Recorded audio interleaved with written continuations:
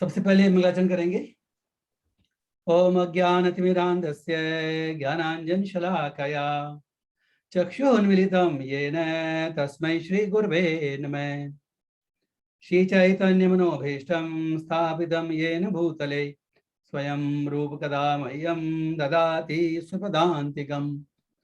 वन्देऽहं श्रीगुरो श्रीयुतकमलं श्रीगुरून् वैष्णवांश्च श्रीरूपं साग्रजातं सह गणा रघुनाथान्वितं तं सजीवं साद्वैतं सावधूतं परिजनासहितं श्रीकृष्णचैतन्यदेवं श्रीराधाकृष्णपादान् सह गणललिता श्रीविशाखान्वितांश्च हे कृष्णा करुणा सिंधो दीनबंधो जगत्पते गोपेश गोपिका कांत राधा कांत नमोस्तुते।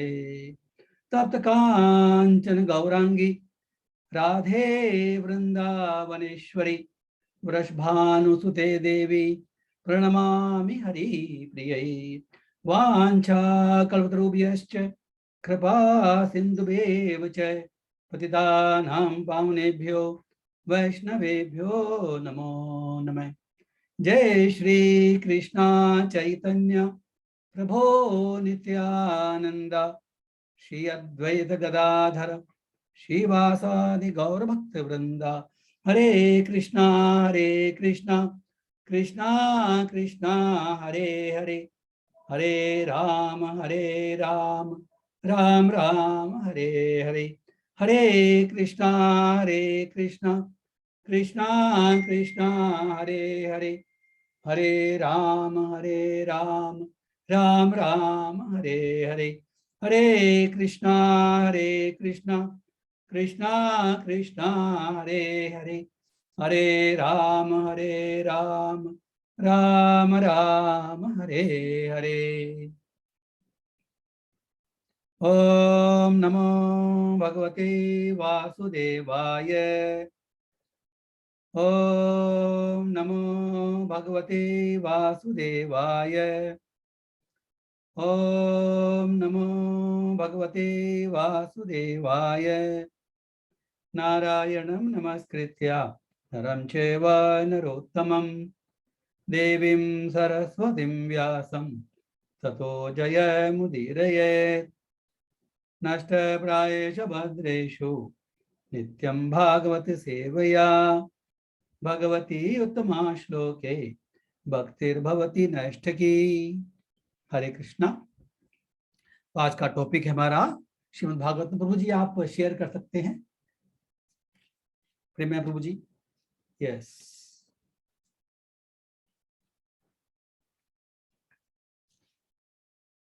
यस, यह है स्कंद 2 अध्याय 5 और श्लोक नंबर 14। एक बार फिर मैं आप सभी से प्रार्थना करता हूं, कृपा करके आप मुझे आशीर्वाद दे ताकि हम इस दिव्य सज्जा पर चर्चा कर सके। हरे कृष्ण। हरे बोल। श्लोक पढ़ेंगे। द्रव्यं कर्म च कालश्च द्रव्यं कर्म काल च कालश्च स्वभावो जीव एव च स्वभावो जीव एव च वासुदेवात् परो ब्रह्मन् वासुदेवात् परो ब्रह्मन् च चान्योऽर्थोऽस्ति तत्त्वतः च चान्योऽर्थोऽस्ति तत्त्वतः। द्रव्यं कर्म च कालश्च स्वभावो जीव एव च वासुदेवात् परो ब्रह्मन् च चान्योऽर्थोऽस्ति तत्त्वतः। हरे कृष्णा। प्रभु जी कोई भक्त रिपीट करना चाहे तो कर सकते हैं, क्या सिस्टम है प्रभु जी? यस प्रभु। रिपीट करना प्रभु, भक्त लोगों को कर्म च कालश्च स्वभावो जीव एव च वासुदेवात् परो ब्रह्मन् न चान्योर्थोऽस्ति तत्त्वतः। हरे कृष्ण।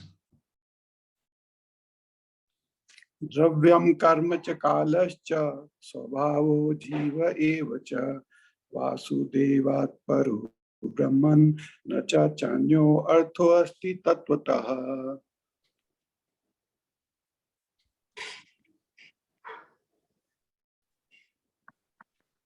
माताजी लोग पढ़ेंगे कुछ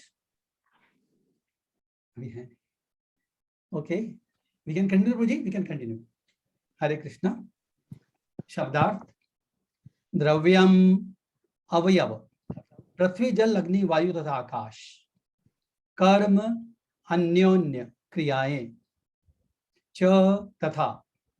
काल है शाश्वत काल, च भी। स्वभाव स्वभाव, जीव जीव। एव निश्चय ही, च तथा। वासुदेवात्, वासुदेव से। परः भिन्न अंश। ब्राह्मण, हे ब्राह्मण। न कभी नहीं। च भी, अन्य पृथक। अर्थ महत्व।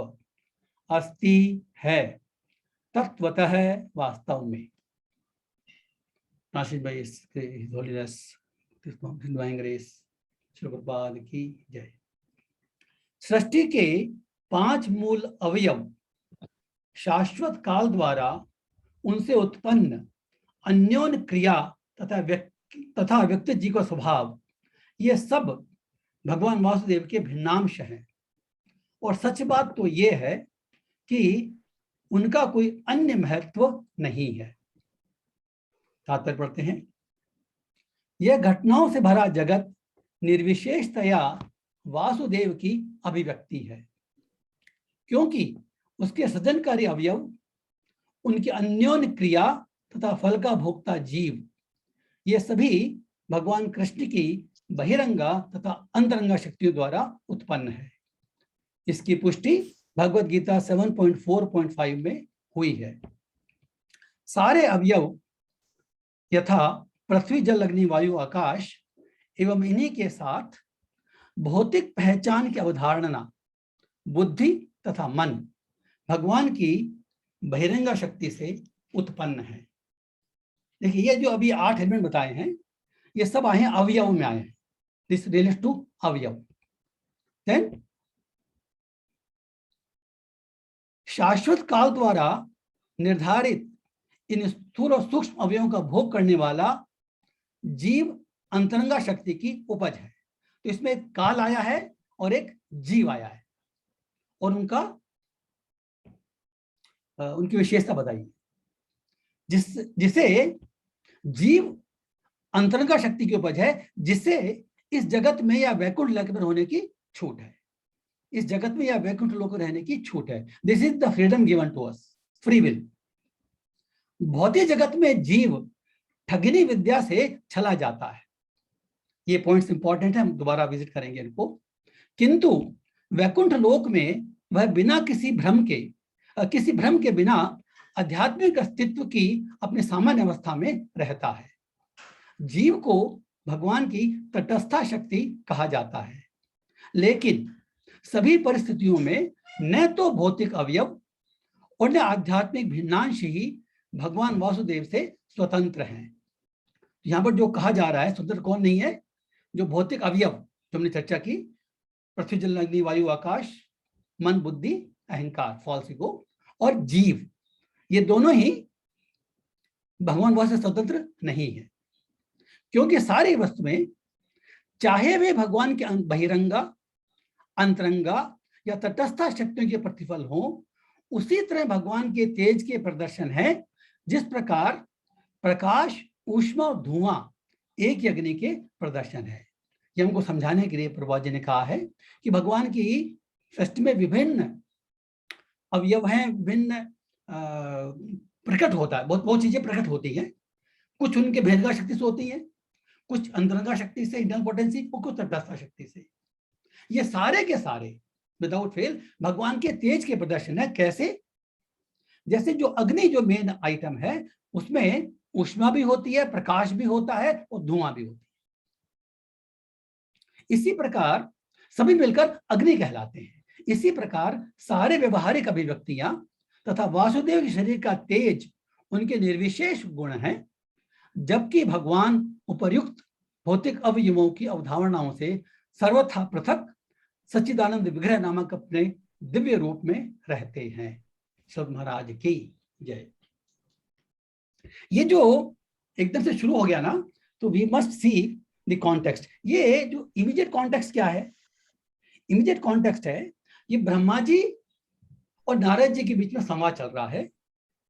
इस चैप्टर के शुरू में ब्रह्मा जी ने कुछ प्रश्न किए, नारद मुनि ने कुछ प्रश्न किए, उसका उत्तर चल रहा है। और ये संवाद कहां से आया? इसके पहले चैप्टर में परीक्षित महाराज ने प्रश्न किए थे सुखदेव गोस्वामी से इन्हीं सब्जेक्ट्स के ऊपर। तो सुखदेव गोस्वामी ने कोट किया है ब्रह्मा और नारद के बीच का संवाद, और ये कहा है कि कुछ इसी तरह के प्रश्न ब्रह्मा जी से भी किए नारद मुनि ने। तो मैं आपको वो संवाद सुनाता हूं। देखिए, जो क्वेश्चंस जो है ना, ये इंपॉर्टेंट है, इसका बैकग्राउंड समझना इंपॉर्टेंट है। What are this questions? हम देखेंगे कि ये जो भौतिक जगत का जो क्रिएशन है, सस्टेनेंस है, मेंटेनेंस है, इसके संबंधित क्वेरीज भागवतम में अलग अलग जगह पर अलग लोगों ने की है। शुरू में शौनक ऋषि ने की सूत गोस्वामी से, फिर परीक्षित महाराज ने की सुखदेव गोस्वामी से, अभी नारद जी कर रहे हैं ब्रह्मा जी से, आगे जाकर के विदुर जी करेंगे मैत्रेय मुनि से। जब सभी ने इंक्वायरी करना शुरू किया, सबका एक कॉमन पॉइंट है, जब सभी ने इंक्वायरी करना शुरू किया, पहले तो इसका पर्पस बताया कि हम जो इंक्वायरी कर रहे हैं उसका पर्पस क्या है। इस पर्टिकुलर संदर्भ में, और सेंस सबका एक ही है, लेकिन आज के जो संदर्भ है ब्रह्मनाथ संवाद है, उसमें जो सेंस बताया है, जो पर्पस बताया है 2.5.1 इसी चैप्टर के बिगिनिंग में नारद जी ने पहले अपना पर्पस बताया कि मैं क्यों प्रश्न कर रहा हूं। तो बोला वह दिव्य ज्ञान पूछ रहे हैं नारद मुनि जिससे आत्मा व परमात्मा के सत्य तक जा सकते हैं। मीन्स आत्मा परमात्मा का सत्य क्या है, और इसको जानने के बाद जो सेकंड प्रश्न है, उन्होंने कहा ये आज जो श्लोक ले रहे हैं, ये जो श्लोक लेंगे, 2-3 श्लोक लेंगे, उसमें जो ब्रह्मा जी को प्रश्न किया था नारद मुनि ने, 6 प्रश्न किए थे श्लोक नंबर 2 में, टेक्स्ट 2, उसमें 6 क्या पॉइंट थे? यद रूपम, यद अधिष्ठानम, यद सृष्टम, यद संस्थम, यद परम, यद च। मीन्स ये जो संसार है ना, ये जो मैनिफेस्ट वर्ल्ड, भाई आदमी जब संसार में आता है तो भगवान के बारे में, आत्मा के बारे में, परम जानकारी बहुत कम होती है। सबसे पहले जगत को देखता है, और जगत में होने वाले कार्यों को देखता है, लोगों को देखता है, और बहुत सी चीजों को देखता है। तो उसके मन में स्वाभाविक प्रवृत्ति है कि ये जो स्थान है, ये जो मैनिफेस्ट वर्ल्ड है जिसको हम देख रहे हैं, संसार जो है, इसके क्या लक्षण है, सिम्टम्स। यद रूपम, तो आज जो श्लोक नंबर 14 जो लिया है वो इसका आंसर है, यद रूपम इसका आंसर है। और जो सेकंड यद अधिष्ठानम, यद अधिष्ठान मीन्स इसकी पृष्ठभूमि क्या है, इसका शेल्टर क्या है, आश्रय तत्व कौन सा इन सबका। तो जो हम देखेंगे 15 और 16, we will try to cover this 3 today. तो 14 में यद रूपम, इसके क्या सिम्टम्स हैं, क्या लक्षण है, इसका आंसर है इस श्लोक के अंदर। और नेक्स्ट 2 श्लोकों में यद अधिष्ठानम, इसकी शेल्टर क्या है, इन सब चीजों की शेल्टर क्या है, संसारिक शेल्टर क्या है। तीसरा प्रश्न है यद सृष्टम, ये किस तरह से क्रिएट होता है, हाउ इज इट क्रिएटेड। इसका जो प्रश्न का उत्तर है कि हमको 21 श्लोक से लेके और 35 श्लोक तक मिलेगा इसी चैप्टर में। फिर है यद संस्थम, ये मेंटेन कैसे रहता है, how it is sustained, how it is conserved, यद संस्थम। इस प्रश्न का उत्तर हमको इसी चैप्टर में 39 श्लोक में मिलेगा। फिर है यद परम, ये किसके वश में है, ऑन व्हाट इट डिपेंड्स। ये जो अपना यद अधिष्ठानम जो है ना, ये उससे मिलता जुलता है। तो जो अपना श्लोक नंबर 15 जो हम देखेंगे उसमें इसका भी आंसर है, यत परम, ये किसके वश में है, ये संसार किसके डिपेंडेंस है, ऑन व्हाट इट डिपेंड्स। और दूसरा यत चय, ये किससे बना हुआ है, इसके जो हाउ ये कैसे बनता है, द प्रोसेस ऑफ क्रिएशन, इसमें पूरा चैप्टर आएगा जो अपने देखेंगे। जो नेक्स्ट जो चैप्टर है इसमें भी हम देखेंगे नेक्स्ट चैप्टर में देखेंगे हम 2.6.1 to 19 and then again 23 to 30। तो ये 6 प्रश्न जो है एग्जैक्टली इसी तरह के प्रश्न, इनफैक्ट ये क्यों हम डिस्कस कर रहे हैं कि जनरली हम सभी लोगों को ये क्रिएशन संबंधित जो वार्ताएं हैं, जो डायलॉग्स दिए गए हैं, हमको पहली बात तो कम समझ में आती है, और जब पढ़ेंगे हम क्रिएशन के बारे में तो बहुत सारे कंफ्यूजन आएंगे। डोंट वरी, इसका बड़ी जरूरत नहीं है। लेकिन ये सबके लिए जरूर, अगर ये जरूरी नहीं होता तो जितने भी भागवत में संवाद हुए हैं, सबसे पहले जो क्वेश्चन करता है, जो प्रश्न करता है, उन्होंने सबसे पहले सृष्टिकारी लीलाओं के बारे में सुनने के लिए कहा है और बाद में भगवान के अवतारों की लीलाओं का वर्णन करने को कहा है। क्यों? क्योंकि भगवान के अवतारों के वर्णन में एक माधुर्य रस होता है जो श्री कृष्ण में जाकर के संपूर्ण माधुर्य रस है। उस माधुर्य रस का आस्वादन करने के लिए भगवान के ऐश्वर्य का ज्ञान होना जरूरी है। तो इनफैक्ट जो कैंटो 1 to 9 जो है, ये भगवान के ऐश्वर्य को इंडिकेट कराते हैं। देखिए, जो सिद्ध भक्त होते हैं उनकी बात अलग है, जैसे जो ब्रजवासी हैं, जो वृंदावन वासी हैं, और जिनके हृदय में स्वाभाविक प्रेम है भगवान के प्रति, उनको सब सुनने की जरूरत नहीं है। लेकिन हम लोग जो साधक भक्त हैं, हमारा गोल तो प्रेम है, लेकिन हम उस स्थिति में है नहीं, हम उस प्रेम को प्राप्त करना चाहते हैं।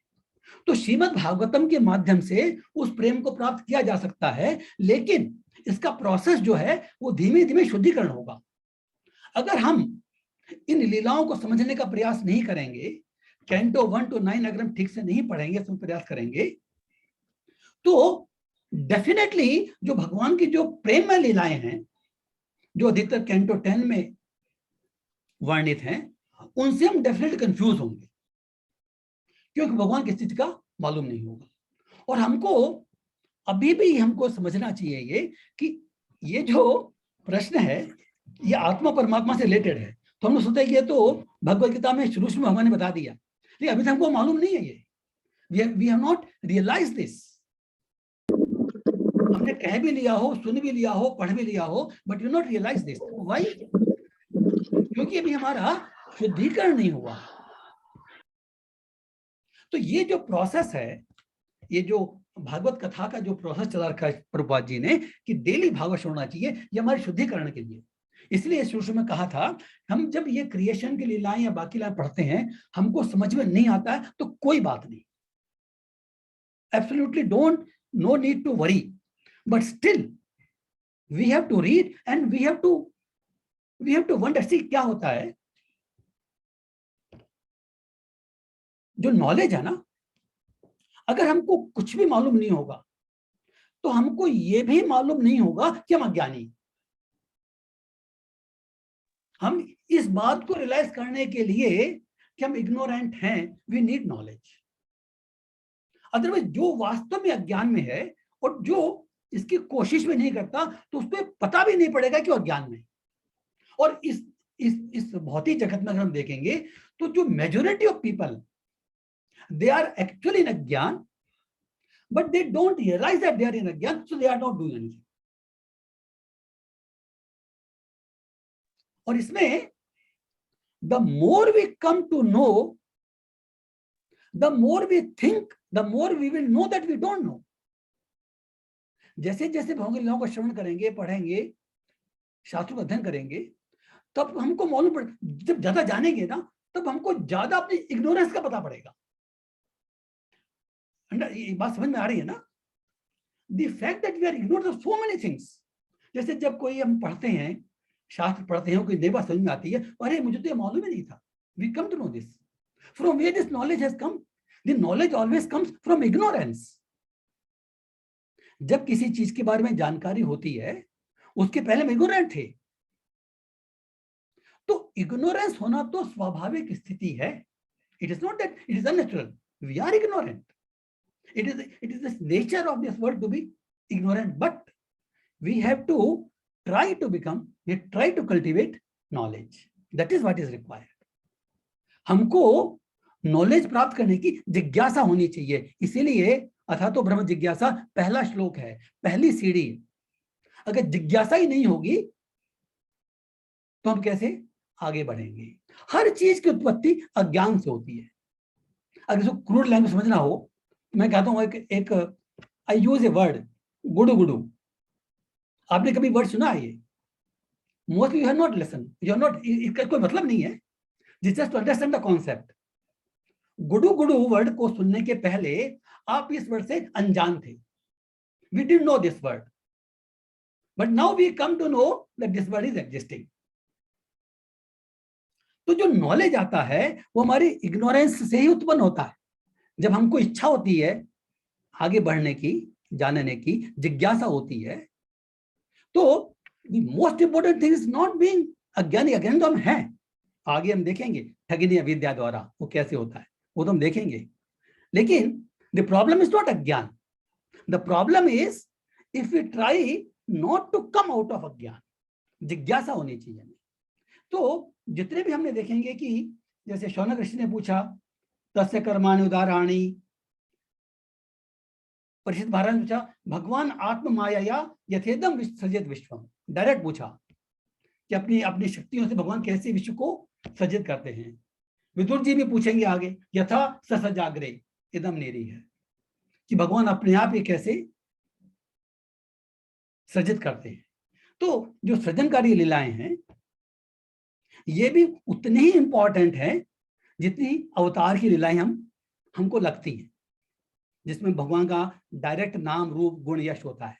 क्योंकि इसमें फर्क क्या है, इसमें भगवान की एनर्जीज जो हैं वो कार्य करती है. इसलिए हमको इस विषय में भी वी शुड हैव दैट जिज्ञासा, we should have that eagerness to hear this, to learn this, to understand this also. We should try to understand also. फिर भी समझ में नहीं आती है, देन वी प्रे, बिकॉज भगवान स्वयं कहते हैं कि वो अचिंत्य है.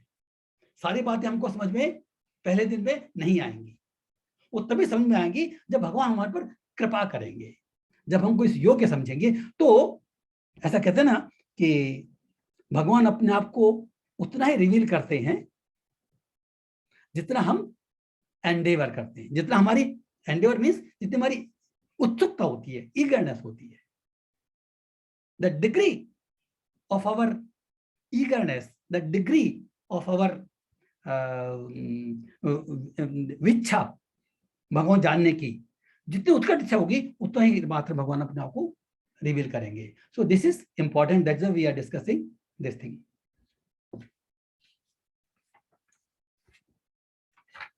देखिए इसमें इसी बात को थोड़ा सा और भी समझ लेते हैं हम आगे. अभी चैप्टर 6 में जब ये सृजन की बात आएगी तो भगवान के विराट रूप का वर्णन होगा कार्य और कारण के संबंध में.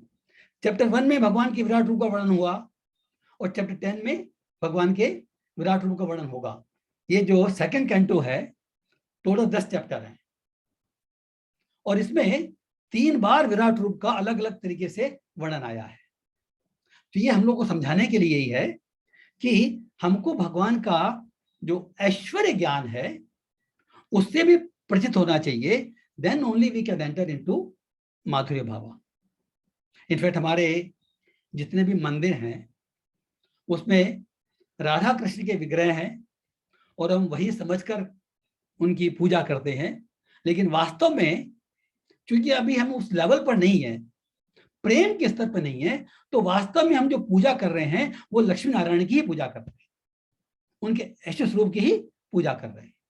ये चैतन्य महाप्रभु की कृपा है, प्रभुपाद जी की कृपा है कि हम राधा कृष्ण की जो सेवा करते हैं इस रूप में भी करके हमारा जो लक्ष्य है हम प्राप्त कर सकते हैं. ये चैतन्य महाप्रभु की कृपा है. अदरवाइज हम लोगों का ये स्तर नहीं है. क्योंकि अगर ये जो कृष्ण, राधा कृष्ण का जो वास्तविक विग्रह होता तो इतना जो पैराफेरनेरिया होता है, उतना जो क्या बोलते हैं, जो डिटेल्ड षोडशोपचार पूजा होती है, अभिषेकम के हिसाब से करते हैं हम, तो इतने ऐश्वर्य में पूजा नहीं होती इसको हम। लेकिन जरूरी है ये। Why? Because this is our aim is प्रेम, but now we can not imitate ourselves to be in that भाव। तो हम भगवान राधा कृष्ण की इसी माध्यम से पूजा करके, जो वास्तव में लक्ष्मीनारायण के रूप में हम देखते हैं, क्योंकि हमारा भाव जो भी है वो प्रेम का नहीं है, इसी भाव में पूजा करके we can slowly progress and then achieve the Krishna prem. अब हम again we come back to text में जो 2-3 पॉइंट्स हैं, इंपॉर्टेंट जो पॉइंट आज के, इस टेक्स्ट में फिर आगे जाएंगे।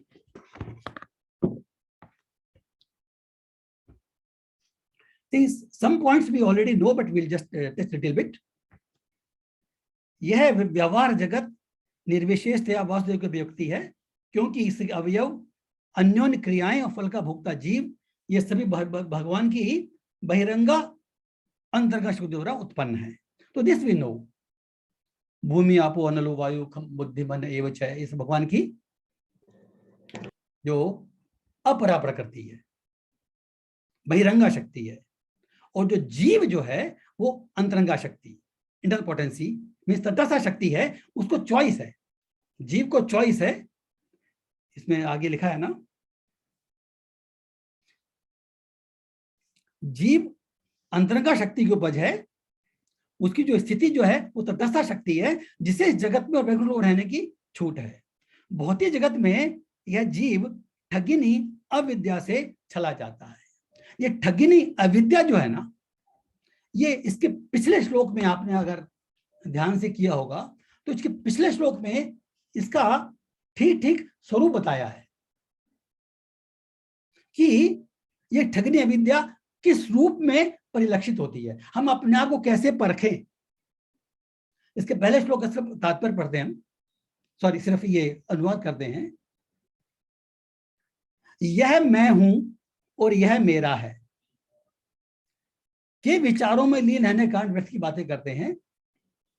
जो लोग इसके द्वारा मोहित होते हैं, जो भगवान की माया से मोहित होते हैं, उनके सामने ये दो अहम मम इति, अहम ममेति, I think this is the word used, ममा हम इति, यस, मम अहम इति, मम अहम इति, यह मैं हूं और ये मेरा है, ये मैं हूं ये मेरा है।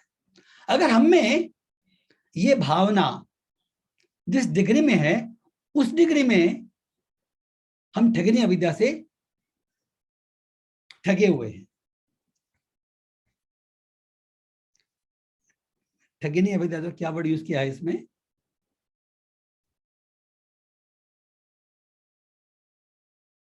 छला जाता है। भुजम जीव ठगिनी अविद्या से छला जाता है। तो we have been cheated by this. तो अगर हम स्वयं को परखें तो यह मैं हूं और यह मेरा है, जितनी मात्रा में, जिस डिग्री में हमारे में भाव है, अब हम माया में है। करेक्ट? ये उपज कैसी, अविद्या से, ये इसमें अविद्या है। ये जो अविद्या से ये जो राग है, अटैचमेंट, ये कैसे आया, शॉर्ट फॉर्म में चर्चा कर लेते हैं। अविद्या का मेन लक्षण क्या है? अविद्या का मेन लक्षण है हम अपने आप को भूल जाते हैं। हमारी जो मूल जो स्थिति है, मूल जो पोजीशन है, जो व्हाट द मूल पोजीशन, जो हमारे को भगवान ने कहा है, जो हमारे इस्कॉन में हम हमेशा कहते हैं, जीवेरा स्वरूप नित्य कृष्ण दास। करेक्ट? तो इस स्थिति को अगर हम भूल जाते हैं, ये अविद्या, दिस इज द बिगिनिंग। और ये भूलते क्यों हैं? क्योंकि हम दास, भगवान के दास, देखिए भगवान का जो दास है ना, ये हमको दास वर्ड से इस भौतिक जगत में दास को थोड़ा हीन मानते हैं, दासत्व को, भाई ये तो दास कोई मालिक कोई और है। लेकिन आध्यात्मिक जगत में जब भगवान का दास, तो इनकी जो भगवान के दास जो स्थिति है वो बहुत उत्कृष्ट है, इसे कोई श्रेष्ठ स्थिति नहीं हो सकती।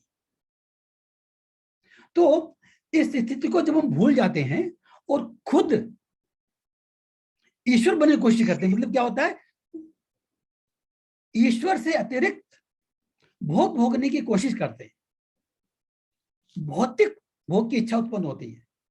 That is the beginning of अविद्या। क्यों? भगवान ने स्वयं कहा है कि मैं जीव को स्वयं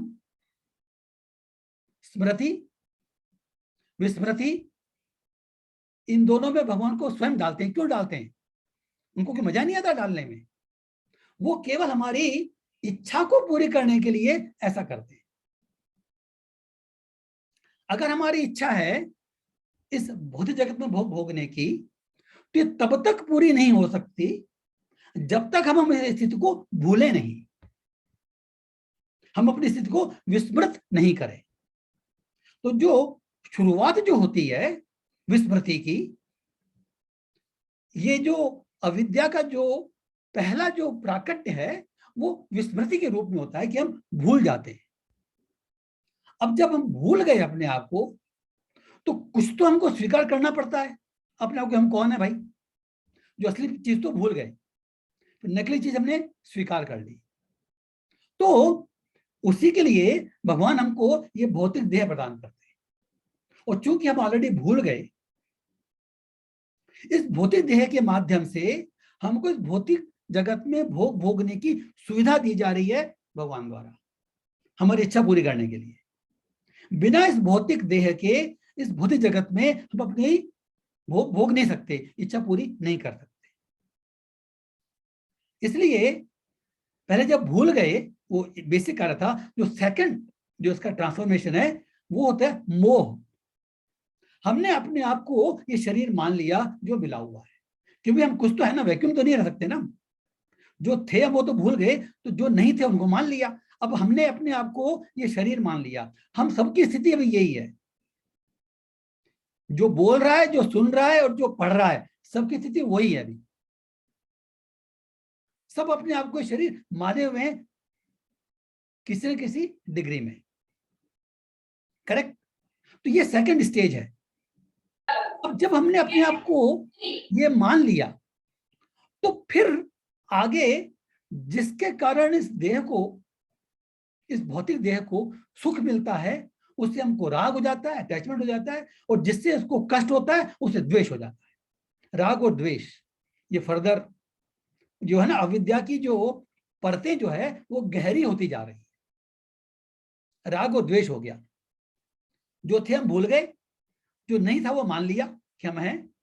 अब जो मानी हुई चीज है कि हम ये शरीर हैं, उसके प्रति जो हमको अनुकूल लगता है उससे हमको राग है, और जो प्रतिकूल लगता है वो द्वेष है। ये 5 तरह की अविद्या कही जाती है: अज्ञान, मोह, राग, द्वेष। और फिर राग द्वेष हो गया, फिर लास्ट में आता है अभिनिवेश, भय। क्योंकि हमारे पास बहुत सी चीजें होती है जिससे हमारा अटैचमेंट है, और हमारे पास है वो, we like them, we don't want to lose it. तो उनको जो हमारे पास संपत्ति आ गई, जिसके वास्तव मालिक नहीं है लेकिन हम समझ रहे हैं हमारे अज्ञान के कारण, उसको लूज करने का भय बना रहता है। और सबसे बड़ा भय तो मृत्यु का भय है। मृत्यु इज डिजास्टर। सब कुछ लुट गया। आप किसी से भी अगर जनरल से बात करेंगे, अरे भाई मृत्यु से बड़ा तो और क्या किसी के जीवन में ट्रेजेडी होगी? ये तो सर्वनाश हो गया, डिजास्टर, कुछ नहीं बचा। हमारे आचार्य लोग कहते हैं कि we give credit to this death much more than what is required. जितना महत्व में इस मृत्यु को देते हैं हमारे भौतिक जीवन में, उतना महत्व वास्तव में है नहीं इसका। जो महत्व की चीज है वो हम भूल जाते हैं, इसलिए हम इसको महत्व देते हैं। तो ठगिनी अविद्या द्वारा ठगा जाता है। इसका मतलब क्या है कि ये मैं और मेरा की जो प्रवृत्ति आती है, ये अटैचमेंट से आती है, और ये हमारे बेसिकली अज्ञान के ट्रांसफॉर्मेशन से आती है। कि अज्ञान के कारण हमने अपने आप को ये शरीर मान लिया है, इसी कारण ये राग द्वेष उत्पन्न होता है, और भय भी इसी से, अभिनिवेश भी, मृत्यु का भय भी इसी से उत्पन्न होता है। तो ये वेरियस स्टेजेस हैं। तो ठगिनी अविद्या चला जाता है इस दिस।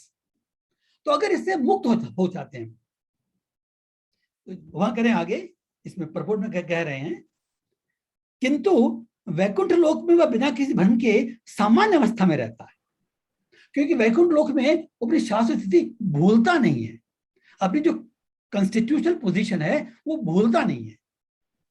उस भूलने के कारण हम इस भौतिक जगत में आए हैं। जीव को भगवान की तटस्था शक्ति कहा जाता है। तटस्था इज, हम लोग जो वैसे तो परा प्रकृति के हैं, इंटरनल पोटेंसी के हम उपज हैं, भगवान के अंश हैं, भगवान स्वयं सच्चिदानंद है। तो हमारा जो अंश है, आत्मा जो है, वो भी सच्चिदानंद है। आत्मा का स्वरूप भी सच्चित आनंद ही है, जो भगवान का स्वरूप है, जो भगवान के लक्षण है। लेकिन हमको तटस्थ इसलिए कहा जाता है कि अभी हमारी चॉइस है कि हम भौतिक जगत में रहें या आध्यात्मिक जगत में रहें, वैकुंठ लोक में भगवान के साथ में रहें। This a choice given to us, तो जीवा।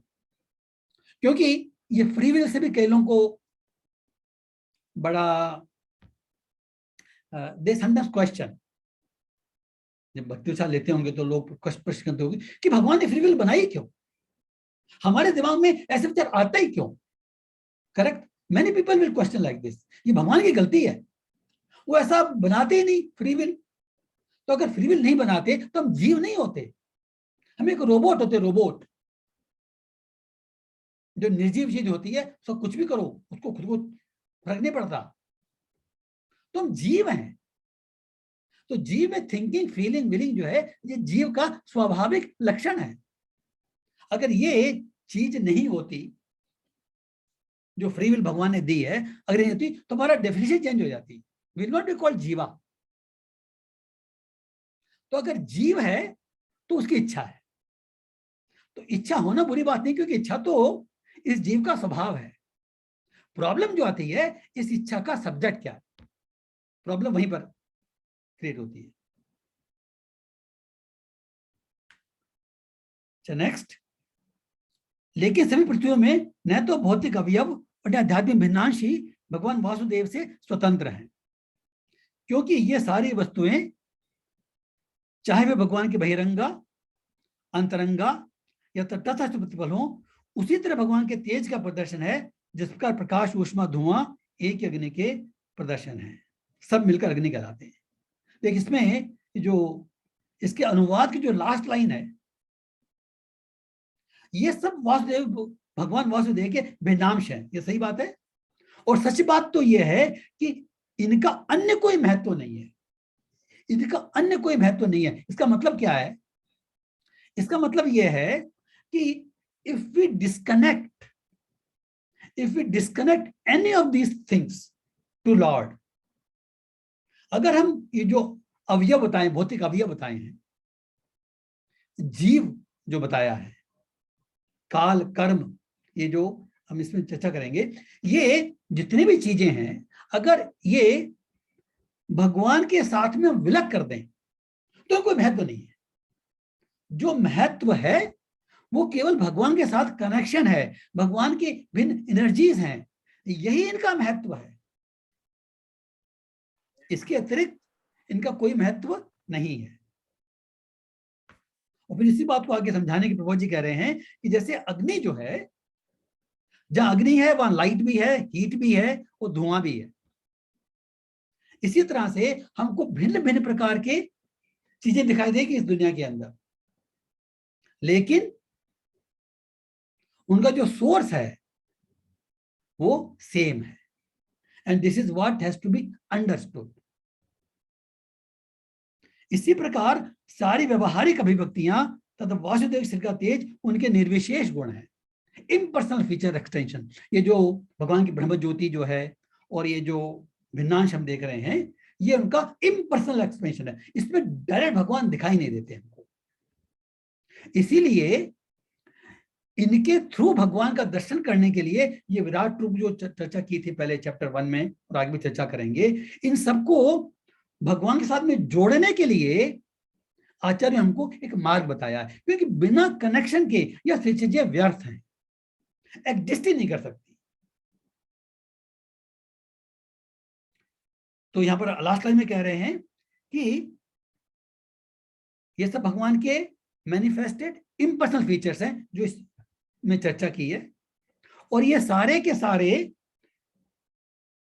इनके अतिरिक्त भगवान स्वयं अपने सच्चिदानंद विग्रह रूप में, मीन्स जो फॉर्म हम देखते हैं श्याम सुंदर फॉर्म या वैकुंठ में चतुर्भुज फॉर्म, उस लोक में अपने दिव्य रूप में साथ में रहते हैं। उनका वो रूप भी है और इनका इम्पर्सनल फीचर का ये एक्सपेंशन भी है। तो इस तरह से हम इस श्लोक का नेक्स्ट श्लोक जाएंगे, लेकिन इसके पहले एक बात और समझने की है इसके अंदर। आज जो हमने चर्चा की है, जो अवयव बताए ना 5 अवयव, एक तो द्रव्यम, जो श्लोक में जाएंगे द्रव्यम, द्रव्यम इज ऑल दिस, पृथ्वी जल अग्नि वायु आकाश मन बुद्धि अहंकार, फालसिको। कर्म क्रियाएं, जो भी हम एक्शन, जो भी एक्शंस होते हैं इस जगत के अंदर, चेंजेस, एक्शंस, काल, काल, ये जितने भी जो एक्शंस हो रहे हैं, ये ऑफ कोर्स भगवत गीता ज्ञान सबको है, ऑलमोस्ट सभी को है, कि काल के प्रभाव के कारण होते हैं। देखिए जैसे काल का प्रभाव देखें, जब कोई चीज है उसको एक जगह पे छोड़ दो, कुछ मत करो, साल 2 साल बीतने पर अपने आप उसमें चेंजेस आएंगे। You don't do anything, it will be changing. समय का प्रभाव पड़ता है।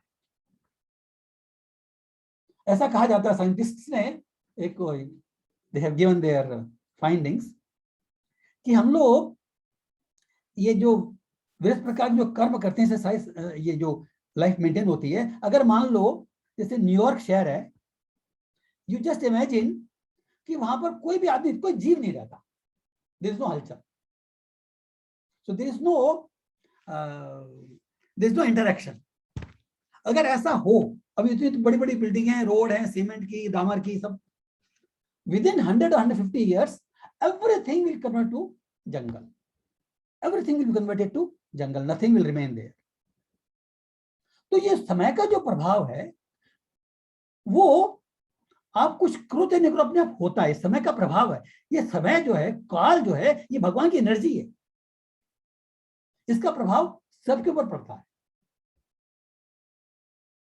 इसी तरह इसलिए कहते हैं कि अगर जैसे कार खरीदी है, उसको आप गैरेज में खड़ी कर दोगे, अपने घर चलाएंगे नहीं तो खराब हो जाएगी, चलाने से अच्छी रहेगी।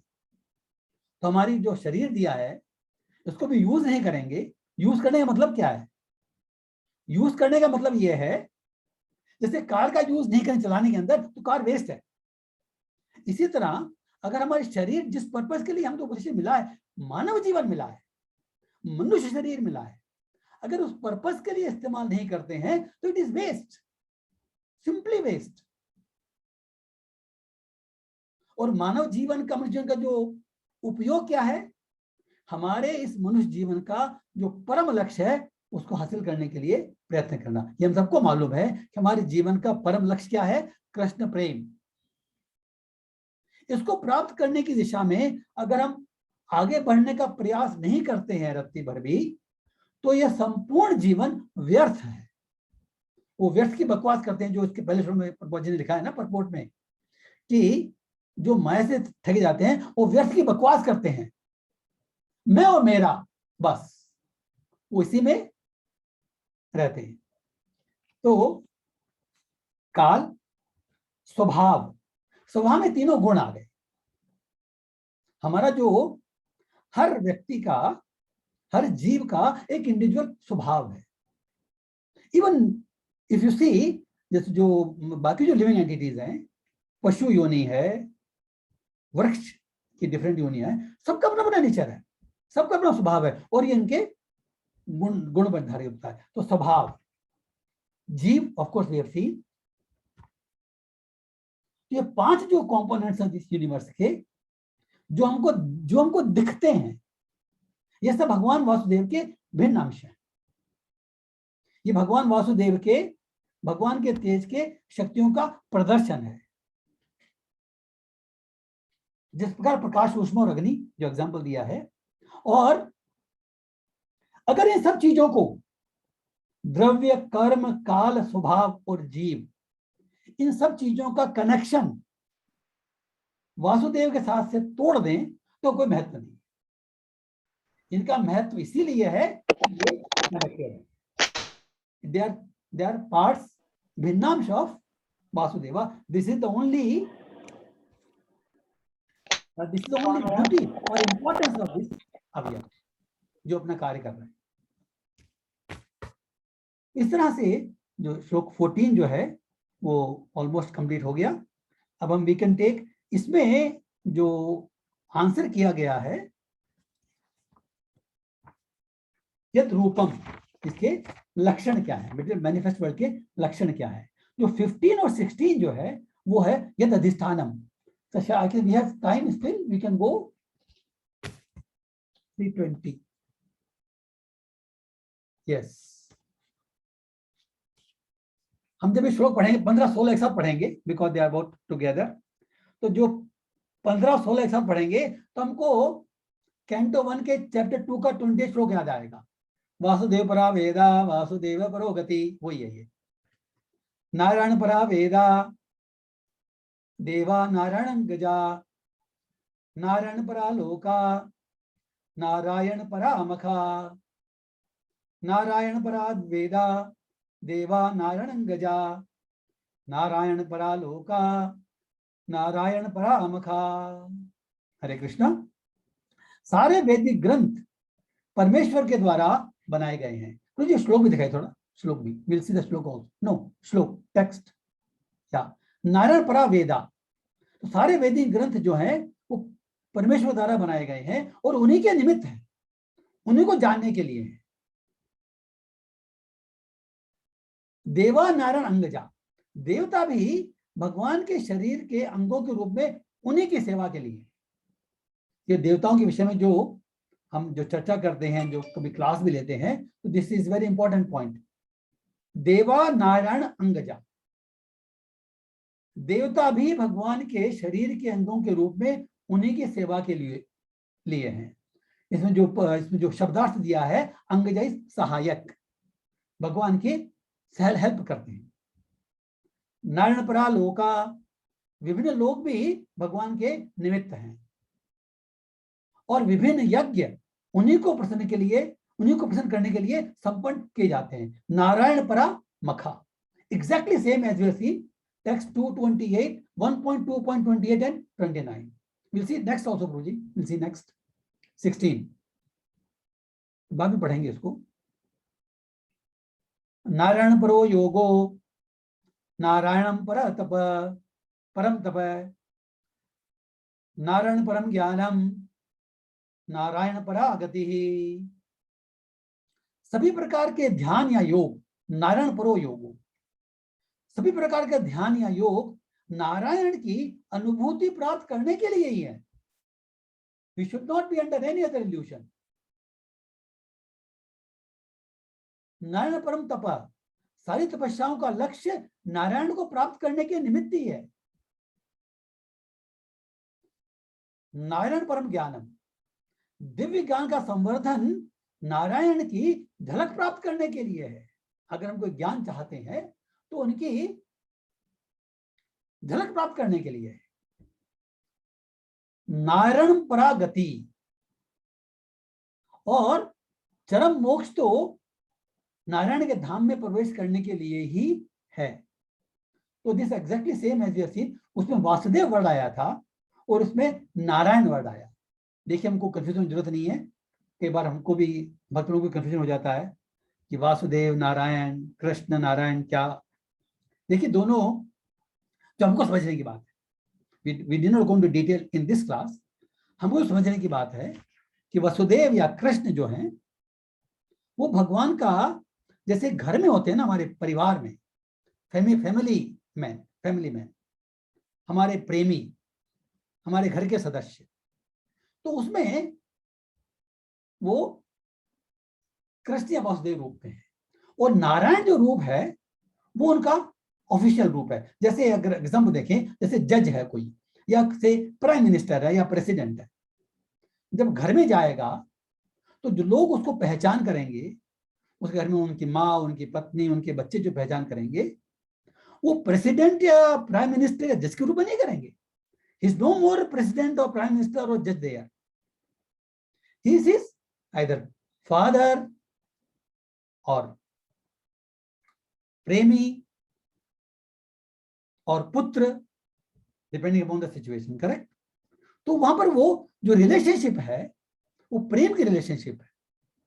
तो जो वसुदेव का, जो कृष्ण का जो भाव आता है वो उस रूप में आता है. और वही जब हम, जैसे जब वो अपने ऑफिस में चले जाते हैं तो जज मी लॉर्ड, उनका ऐश्वर्य जो भाव है वो ऑफिस में रहता है. इतना ही फर्क है.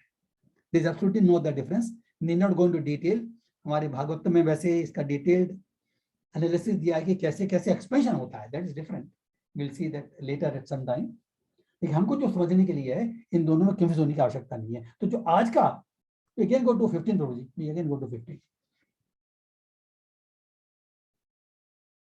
तो इन दोनों में यदि अधिष्ठान शेल्टर क्या है, तो जो हर चीज की जो शेल्टर है वो भगवान वसुदेव या भगवान नारायण ही है, ये कहा जाता है. इसका कहने का मतलब क्या है कि जो हम संसार में देख रहे हैं, जो कुछ कर रहे हैं, उन सब का जो परम गति है, जो परम शेल्टर है, वो भगवान है, जिसको आप जिस रूप में जानना चाहें जान सकते हैं. इसका हम तात्पर्य पढ़ते हैं तो वेदांत सूत्र के अनुसार परमेश्वर समस्त प्रमाणिक शास्त्रों के रचयिता हैं और सारे प्रमाणिक शास्त्र उन्हीं परमेश्वर को जानने के लिए है. वेद का अर्थ है भगवान, भगवान विषयक ज्ञान. वेदों की रचना बद्ध जीव की विस्मृत चेतना को जागृत करने के लिए हुई है, जागृत करने के लिए ही हुई है. और ऐसा साहित्य जो इस चेतना को जागृत करने वाला नहीं होता, वह नारायण पर भक्तों द्वारा तत्काल ही त्याग दिया जाता है.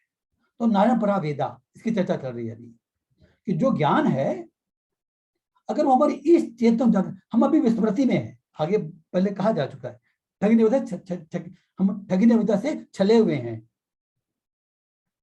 मीन्स हम अज्ञान में हैं अभी, इस चेतना को भूले हुए हैं. इसी को याद करने के लिए वेदों का निर्माण हुआ है. जिन ग्रंथों का लक्ष्य नारायण नहीं होता, ऐसे ब्राह्मण ग्रंथ ज्ञान नहीं है, अपितु उन कौवों की क्रीड़ा स्थल है जो विश्व भर की जूठा खाने में रुचि रखते हैं. तद्वायसम तीर्थम, जो नारद मुनि ने व्यासदेव को कहा था कि जिसमें भगवान के नाम, रूप, गुण, लीलाएं नहीं है, तद्वायसम तीर्थम, वो कौवों के खाने का स्थान है. ज्ञान, विज्ञान या कला का कोई भी ग्रंथ नारायण की ओर ले जाने वाला होना चाहिए, अन्यथा उसका त्याग कर देना चाहिए. इसका मतलब क्या है कि since everything is emitted from him, चाहे ज्ञान हो, चाहे विज्ञान हो, चाहे कला हो. कला मीन्स लाइक म्यूजिक और आर्ट और ड्राइंग, एवरीथिंग इज कला ओनली. जितनी भी कलाएं हैं, जितना भी ज्ञान है, उनका जो लक्ष्य जो है वो भगवान की ओर ले जाने वाला होना चाहिए, अन्यथा it is of no use. क्योंकि उनका पर्पस ही उनके साथ में कनेक्शन करने का है. ज्ञान की प्रगति का यही साधन है. परम पूज्य विग्रह नारायण है. पूजन के लिए देवताओं को नारायण से गौण स्थान प्रदान किया जाता है, क्योंकि देवता तो विश्व के कार्यों की व्यवस्था में सहायक होते हैं. जिस तरह किसी राज्य के अधिकारियों का आदर इसलिए होता है क्योंकि राजा से उनका संबंध होता है, उसी तरह देवताओं की पूजा भगवान के साथ उनके संबंध के कारण होती है.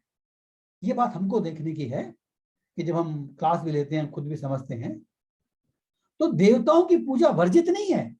अगर देवताओं की पूजा भगवान के साथ में संबंध को जागृत करने के लिए है,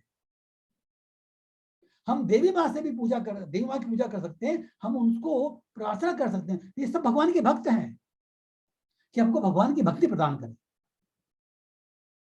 तो भगवान का संबंध जान करके देवताओं को अपने घर में रखते हैं और उनसे कुछ मांगते हैं, भगवान की भक्ति का वर तो हम कर सकते हैं, because it is related, connection is there with the lord. भगवान से संबंध न होने पर देवताओं की पूजा अनुचित है, अविधि पूर्वक. जो भगवान भगवद गीता में अविधि पूर्वम मीन्स जब देवताओं पूजा हम करते हैं हमारे इच्छाओं को पूरा करने में, हम तुम्हारी पूजा करेंगे, हमारा ये काम कर दो, इच्छाओं को पूरा करने में करते हैं, भौतिक इच्छाओं को पूरा करने में करते हैं, तो अविधि पूर्वम कहलाती है। भगवान से संबंध न होने पर तो पूजा अनुचित है। इसका मतलब क्या हुआ कि भगवान के साथ संबंध ज्ञात है अगर हमको, तो देव की पूजा उचित है, no problem, because we are using this to reinvent or reconnect ourselves with the Lord, connection के लिए। ठीक उसी प्रकार जिस प्रकार की वृक्ष की जड़ को न सींचकर उनकी पत्तियों और टहनियों को सींचना, अतएव सारे देवता भी नारायण पर आश्रित रहते हैं। ये देवा नारायण अंगजा उसका प्रपोट हो गया। ये नारायण परालोका, विभिन्न लोक इसीलिए आकर्षक लगते हैं क्योंकि में तरह तरह का जीवन है तथा आनंद है, जो सच्चिदानंद विग्रह की आंशिक अभिव्यक्ति है। देखिए, अगर हमको वैसे तो ये कहते हैं ना कि भाई संसार जो है दुखालयम अशाश्वतम है। ये दुखालयम अशाश्वतम कहाँ आया है, कब रहता है ये? जब हम भगवान के साथ में जो इनका संबंध है, वो कनेक्शन जो है वो भूल जाते हैं, तो दुखालयम है, अशाश्वतम है। अगर भगवान के साथ में संबंध है तो सारी चीज जो है वो आनंदमय है और ज्ञानमय है। प्रत्येक व्यक्ति शाश्वत आनंद और ज्ञान में जीवन चाहता है। भौतिक जगत में ऐसा आनंद और ज्ञान में जीवन, शाश्वत जीवन उच्चतर लोकों में ही संभव है। उच्चतर लोकों का मतलब क्या है कि वो हम तभी जा सकते हैं जब भगवान की भक्ति करें। लेकिन वहां तक पहुंचने पर भगवत धाम जाने के लिए उन्मुख हो सकता है। जीवन की अवधि, आयु भी आनंद और ज्ञान की मात्रा के अनुपात में एक ग्रह से दूसरे ग्रह में अधिक हो सकती है।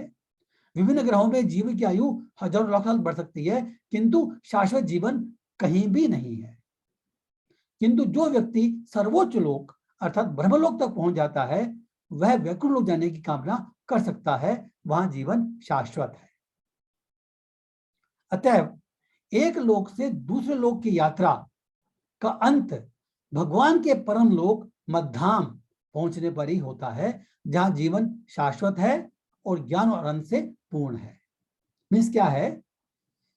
पहली बात तो क्या है कि भगवान के धाम जाने के लिए हमको इन विभिन्न लोकों में जाने की इच्छा करने की जरूरत नहीं है। There is no need us for to go to विभिन्न हायर प्लैनेट्स। हम यहां से भी, इस मृत्यु लोक से भी, इस भूलोक से भी हम भगवान के धाम जा सकते हैं।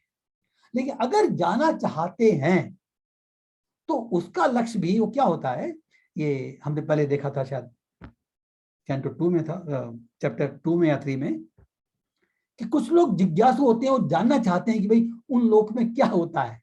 उनको जिज्ञासा होती है, उनको भौतिक भोग की इच्छा नहीं होती, लेकिन कुछ जिज्ञासु होते हैं, they want to see, they want to experience. तो ऐसे लोग डायरेक्ट भगवान के धाम नहीं जाने की कोशिश करते, they want to experience the different लोकास, हायर प्लैनेट्स।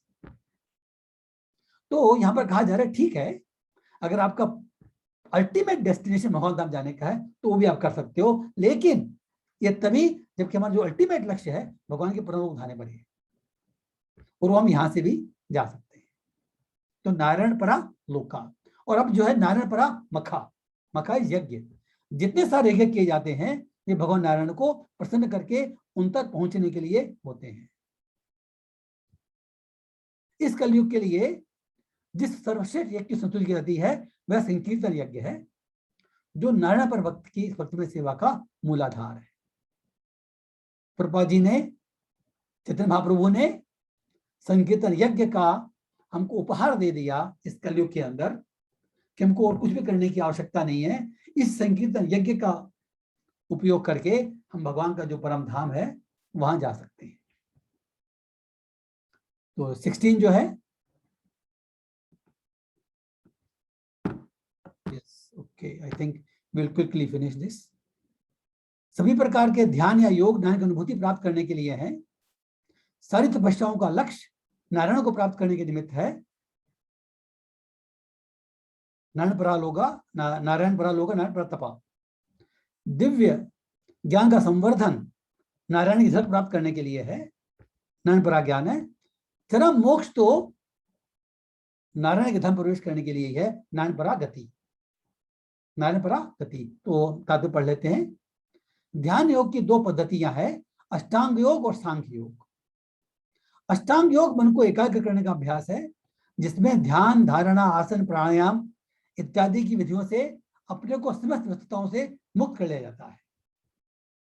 सांख्य योग क्षणिक और सत्य का अंतर बताने के लिए किया जाता है। सांख्य योग माने what we see in Bhagavad Gita text 2.11 to 2.30, that is Sankhya योग,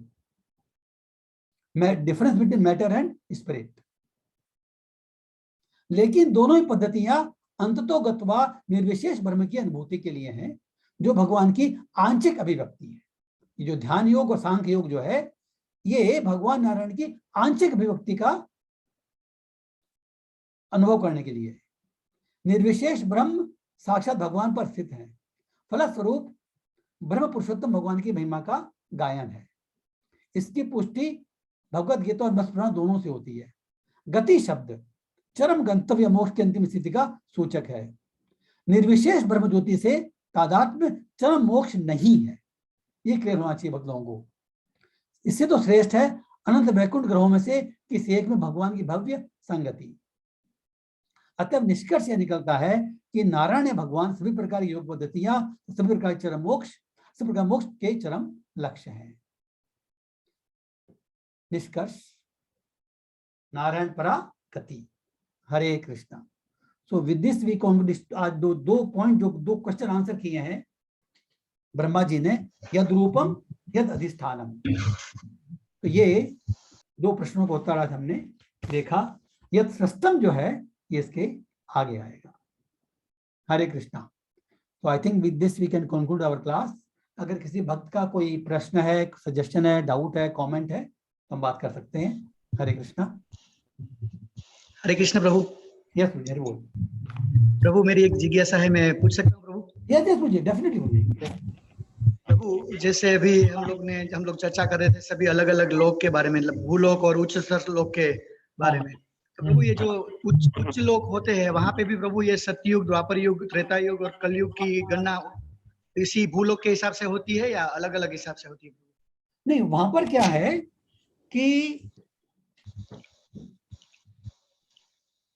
एक्चुअली सतयुग, त्रेता युग, द्वापर युग, मेरा जहां तक ख्याल है ये हमारे भूलोक के लिए है, but I am not very sure about this. इसकी मुझे जानकारी नहीं है पूरी अभी, तो इसका फर्दर इंफॉर्मेशन लेना पड़ा। किसी और बात को मालूम है तो हम we will be happy to know this. लेकिन अभी हमको यह समझना चाहिए कि जो 4 युग का परिवर्तन है इस भूलोक के लिए तो है ही है, लेकिन सतयुग में, ब्रह्मलोक में ऐसा होता होगा मेरी समझ से बाहर है, क्योंकि वहां कलयुग नहीं आना चाहिए मेरे हिसाब से। बिकॉज जो हायर प्लैनेट्स हैं, जैसे जो जन लोक है, तप लोक है, जो ऋषि मुनियों के रहने का आश्रम है, तो वहां पर इसका कोई प्रभाव नहीं पड़ना चाहिए। लेकिन मैं ऑथोराइज्ड, मेरे पास ये भी इंफॉर्मेशन नहीं है। Maybe we have to look for further information. अगर किसी भक्त को यहाँ मालूम है तो हम बात कर सकते हैं।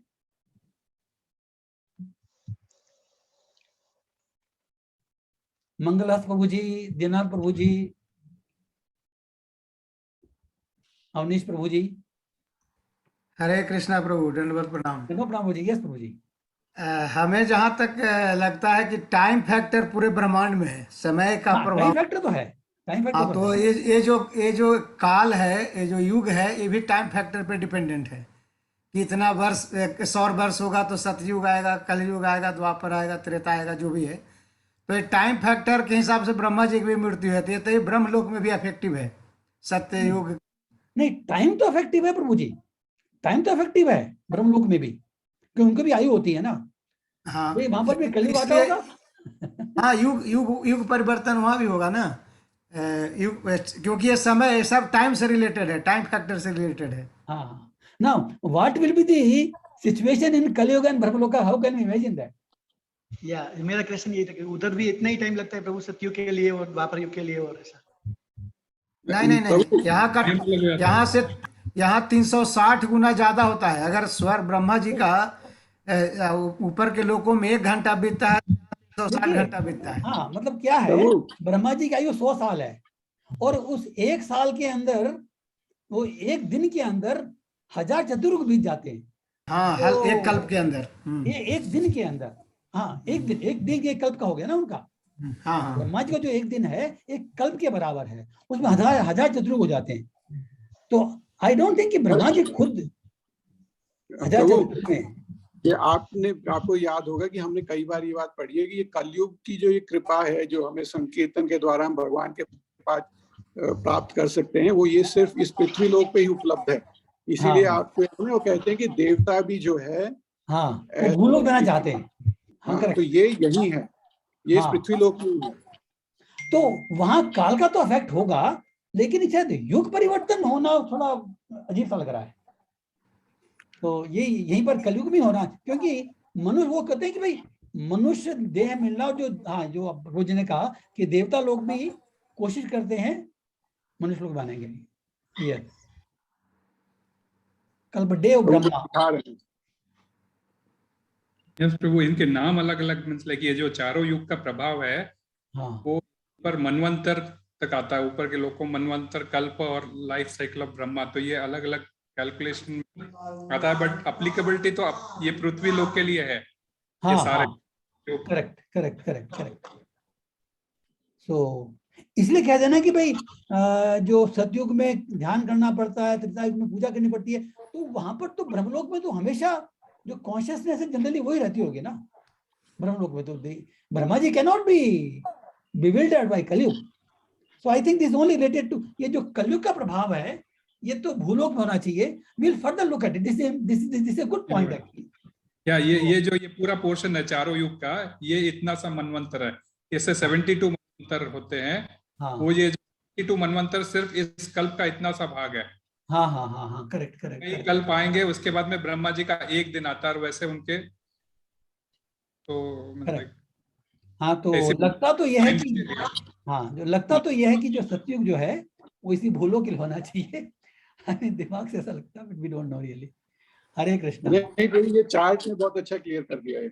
हैं क्या बोल रही है? ये चार्ट जो दिखा रहे हैं ना, हाँ हाँ हाँ, आप देखिए वो वैसे बिल्कुल क्लियर कर देता है, क्योंकि ये हाँ चार तो फिर समय पे हैं, उसके ऊपर तो परिवर्तन है, क्योंकि वो बताएंगे पार्शियल, जब हम जो है पार्शियल डिवास्टेशन है या तो हाँ, उसके हिसाब मनवंतर से के बाद में होता है, करेक्ट। तो आएगा ही। हाँ, हाँ तो उसमें तो भूलोक प्रलय तक ही होता है, करेक्ट, उसमें भूलोक तक ही होता है, करेक्ट, दैट्स ऑल देयर। ये भूलोक तक ही होता है, जो पार्शियल डिवास्टेशन होता है वो उसके आगे नहीं होता। Anyway, this good point, this is good question. Partial devastation प्रभु भूवर लोक स्वर्ग लोक तक होता है। ब्रह्मा जी का एक दिन जब बीतता है तो स्वर्ग लोक। उस चार्ट में दिखा रहे हैं प्रभु, तो देखिए फिर से नहीं, दिखा दिए भागवतम में हम सब पढ़े हैं, प्रभुपाद व्यक्त किए, मेंशन किए हैं, जब पार्शियल डिवास्टेशन होता है तो भूलोक, भूवर लोक, स्वर्ग लोक तक होता है। और जब ब्रह्मांड की पूरी, जब ब्रह्मा जी का काल आता है, आयु पूरी होती है, तो पूरे ब्रह्मांड का समाप्ति हो जाता है। हाँ तो स्वर्गलोक हो सकता है, स्वर्गलोक भौतिक लोक हो सकता है। स्वर्ग तक, इवन भक्ति पुरुषोत्तम महाराज अभी क्लास दिए थे ना हमारा जगन्नाथ जी के ऊपर, उस समय भी उन्होंने चर्चा की थी। अच्छा ये जो अच्छा अच्छा अच्छा, डिवास्टेशन है, भूवर लोक स्वर्ग लोक तक का इफेक्टिव है। ओके। लोक, भूलोक लोक, स्वर्ग लोक। भू और स्वर्ग, हाँ ओके। प्रभु, ये देखिए इस ये चार्ट है ना, इस हाँ चार्ट में भी देखिए वो टॉप में दिखाया है महाप्रलय, ब्रह्मलोक, हाँ वो तो लास्ट में होगा। और उससे नीचे, हाँ, और आंशिक, उससे नीचे आंशिक प्रलय में आ जाते हैं, वो सब वो दिखा रहे हैं इस चार्ट में। Anyway, we'll further study in detail. ये नहीं, ये तो उस तरह हो गया कि एक पैसा चलता है क्या? 1 रुपया का अगर 100 पैसा है तो क्या पैसा चलता है ऊपर, ऊपर रुपया चलता है, पैसा मतलब 100 पैसा, उसका 100 पैसा का भाग भूलोक में है, लेकिन रुपया ऊपर है। वही बात हो गई। वो पार्ट है, वो पार्ट है टाइम फैक्टर का। सतयुग उसी में आएगा, त्रेता, कलयुग, द्वापर सभी आएगा, लेकिन वो कल्प हो जाएगा। ब्रह्मा जी का वो कल्प कहलाएगा, यहाँ में कई युग हो जाएगा। कई हजारों युग हो जाएगा। इनडायरेक्ट इफेक्ट है। Hare Krishna, very nice question and very nice discussion. और कोई पॉइंट है प्रभु जी? और कोई किसी का प्रश्न है?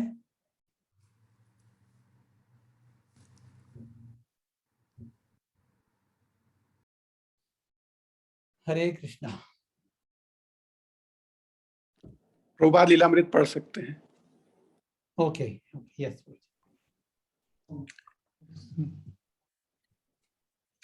हरे कृष्णा। श्रीला प्रभुपाद लीलामृत की जय। सत्स्वरूप हरे कृष्ण। महाराज की जय। तो अभी ये अध्याय चल रहा है आवश्यकता की यह महत्वपूर्ण घड़ी, और पिछली कक्षा में हमने जहाँ छोड़ दिया था वहीं से आगे लेते हैं। तो भागवत का प्रारंभ आज से लगभग 5000 वर्ष पूर्व वर्तमान कलयुग के आदि में नैमिषारण्य में संतों के समागम से होता है। मानवता के पतन का पूर्वाभास होने पर संतों ने सभा में वरिष्ठ सदस्य सुत गोस्वामी से पूछा, अब जबकि भगवान कृष्ण जो अभी सभी धार्मिक सिद्धांतों के शरण स्थल है, अपने आध्यात्मिक लोक को चले गए हैं, धार्मिक सिद्धांत कहाँ से प्राप्त होंगे? तो सुत जी ने उत्तर दिया कि भागवतम महापुराण से, जो सूर्य के समान देदीप्यमान है, भगवान का साहित्यिक अवतार है और वही कलयुग में घने अंधकार में खोए मनुष्यों को दिशाबुद्ध कराएगा। श्रीमद् भागवतम के प्रारंभ में श्रील व्यासदेव ने अपने आध्यात्मिक गुरु नारद मुनि के आदेशानुसार ध्यान मग्न होकर बैठ गए। समाधि की दशा में उन्होंने परम भगवान, उनकी शक्तियों का कलयुग की दुख भोगती आत्माओं को देखा। उन्होंने यह भी देखा कि उनके दुख की औषधि विशुद्ध भक्ति है। ऐसी अंतर्दृष्टि प्राप्त करके और अपने आध्यात्मिक गुरु के आदेशों को प्रेरणा मानकर व्यासदेव ने कलयुग का दुख भोगती आत्माओं को सर्वश्रेष्ठ लाभ पहुंचाने के लिए श्रीमद् भागवतम की रचना आरंभ की। भगवान के साहित्यिक अवतार श्रीमद् भागवतम को पाश्चात्य संसार के लिए प्रस्तुत करते हुए भक्तिवेदांत स्वामी को ऐसा अनुभव हुआ कि वे श्रील व्यासदेव के चरण चिन्हों पर चलकर एक बहुत महत्वपूर्ण कार्य कर रहे थे। जिस प्रकार श्रील व्यासदेव को कृष्ण के विषय में अंतर्दृष्टि प्राप्त हुई थी और अपने साहित्यिक अभियान के पूर्व उन्हें अपने आध्यात्मिक गुरु से आदेश मिला था, उसी प्रकार भक्तिवेदांत स्वामी को भी अंतर्दृष्टि प्राप्त हुई और अपने आध्यात्मिक गुरु के आदेश मिला। भक्तिवेदांत स्वामी को दिखाई दिया कि मानो वे श्रील व्यासदेव का ग्रंथ बहुत बड़ी संख्या में वितरित कर रहे हैं। वे न केवल पुस्तक का अनुवाद करेंगे, वे स्वयं उसे पश्चिम में ले जाएंगे, बांटेंगे और वहां के लोगों को सिखाएंगे पुस्तक के माध्यम से और व्यक्तिगत रूप से भी कि भगवान का सच्चा प्रेम कैसे विकसित किया जाता है। श्रील प्रभुपाद साम्यवादी दल केवल अपने साहित्य वितरित करके जनप्रिय हो गया है। कलकत्ता में साम्यवादी एजेंट मित्रों को आमंत्रित करते हैं और अपना साहित्य पढ़कर उन्हें सुनाते हैं। रूसी भारत में कभी नहीं आए, लेकिन हर भाषा में अपना साहित्य वितरित करके उन्हें बहुत बड़ी संख्या में लोगों को अपना अनुयायी बना लिया है। यदि सामान्य तीसरे दर्जे का लौकिक साहित्य ऐसा कर सकता है, तो दिव्य साहित्य सारे संसार में अपने भक्त क्यों नहीं पैदा कर सकता। ऐसा साहित्य का गांव-गांव में जोरदार प्रचार करने की बहुत जरूरत है। भागवत धर्म मानव समाज का आदि धर्म है और धर्म के नाम से जिस किसी भी चीज का चलन दिखाई देता है वह सब वैदिक साहित्य से आया है। लोग वैदिक साहित्य पर आधारित पुस्तकें चाहते हैं, वे उन्हें उनके लिए तड़प रहे हैं। भगवान चैतन्य ने कहा था कि संसार के हर नगर और हर गांव में संकीर्तन आंदोलन के संदेश से लोग अवगत होंगे। इसका तात्पर्य यह है कि संसार के गांव और नगर में ऐसे लोग हैं जो इस संदेश की प्रतीक्षा कर रहे हैं। यह साहित्य दिव्य है, उसे कोई चुनौती नहीं दे सकता। इसकी रचना इतनी सुंदर है कि उसमें कोई दोष नहीं है, वह सर्वथा निर्दोष पुराण है। श्रील प्रभुपाद की जय। सत्स्वरूप दास गोस्वामी महाराज की जय। श्रील प्रभुपाद लीलामृत की जय। हरे कृष्णा। तो आज का प्रसंग भी भागवतम के ऊपर और उसके इम्पोर्टेंस के ऊपर ही श्रीला प्रभुपाद की चर्चा में आया। और वैसे भी आज 13 अगस्त है, आज ही के दिन प्रभुपाद ने जो है सो जलदूत में सवार होकर अमेरिका के लिए यात्रा उन्होंने प्रारंभ की थी। तो बड़ा ही सुंदर स्टेशन पे ये पढ़ने। Hare Krishna. Great great. Hare Krishna. Thanks. Mangala Shastri. Hare Krishna प्रभु। हरे मृदुल प्रभु, हरे कृष्णा प्रभु, बहुत बहुत धन्यवाद प्रभु। हरे कृष्णा। हरे कृष्णा प्रभु जी। थैंक्स प्रभु जी, thanks for giving this opportunity, really thanks. Hare Krishna. अब जो है नरसिंह देव भगवान से हम प्रार्थना करेंगे आपके और माता जी के सब परिवार के सदस्यों के सुंदर स्वास्थ्य के लिए, और यहाँ उपस्थित सभी भक्तों के लिए जो है भगवान के विषय प्रार्थना करेंगे। हरे कृष्ण। कौन है नरसिंह आरती के लिए? हरे कृष्णा जी, प्रणाम। जय हो। आज उत्तम प्रभु जी नहीं है। आप गए प्रभु जी? आप गए क्या है? कोई भी गा सकता है। प्रभु मैं गा लूं प्रभु। हाँ, निर्मल प्रभु जी गाइए। जी जी। हरे कृष्णा। हरि बोल प्रभु। हरे कृष्णा। नमस्ते भगवान की जय। महाराज की। हरे कृष्ण। नमस्ते नरसिंहाय प्रह्लादलार्कनाथिने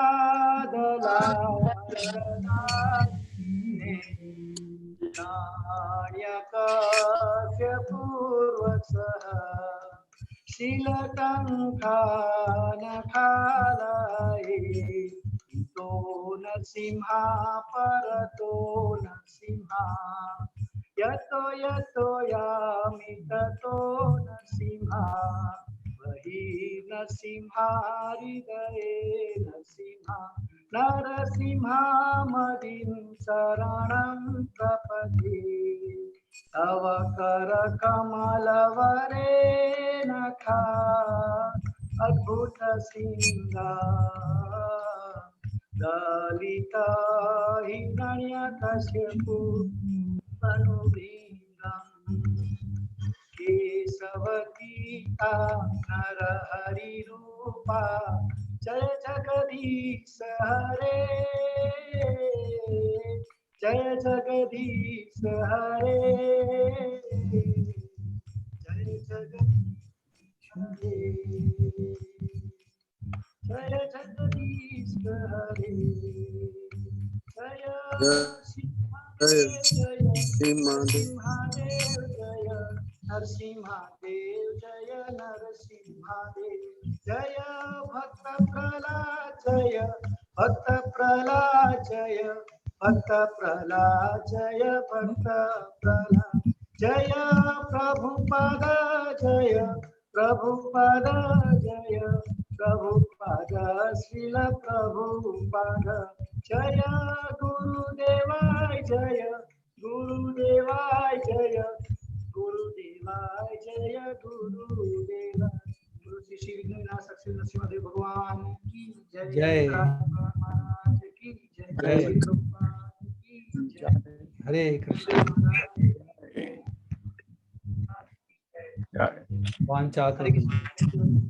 आज डॉक्टर हरी संधू प्रभु जी भी हैं जुड़े हुए वृंदावन से। हाँ है। और लखनऊ से महामंत्र प्रभु जी भी हैं। हरि हरि बोल। हरे Krishna. Hare Krishna. We conclude now, प्रभु जी। हाँ प्रभु जी, हरि बोल। हरे कृष्ण। कल्पतरुभ्यश्च कृपा सिंधुभ्यश्च वैष्णवे अनंत कोटि वैष्णव मुदला गोविंदास प्रभु जी की जय। थैंक यू वेरी मच प्रभु जी की जय। गुरुदेव महाराज की जय। हरे कृष्ण की जय। हरे कृष्ण प्रभु जी।